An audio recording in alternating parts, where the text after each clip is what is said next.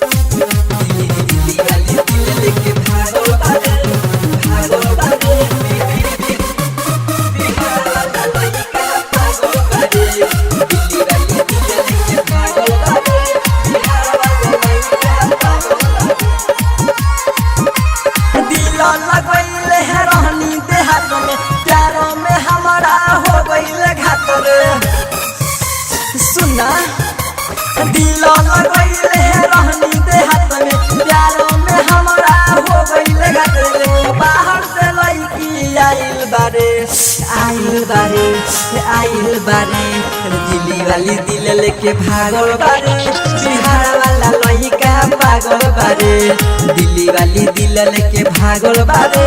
बिहार वाला लइका पागल बारे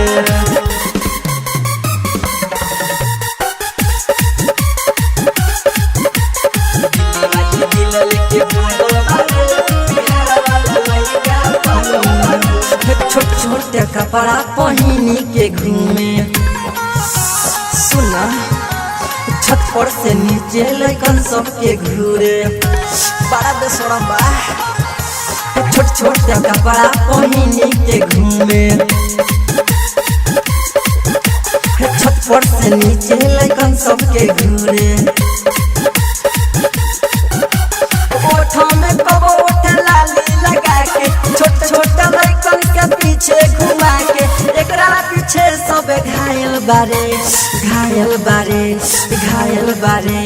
दिल्ली वाली दिल लेके भागल बारे बिहार वाला लइका पागल बारे दिल्ली वाली दिल लेके भागल बारे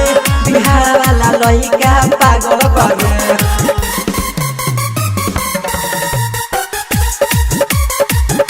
दिल्ली वाली दिल लेके भागल बारे बिहार वाला लइका पागल बारे आँखों में कजरा पेन्हली काने वाली सुना सूर्या सबसे के बुझेली साली आई हो दादा आँखों में कजरा पेन्हली काने वाली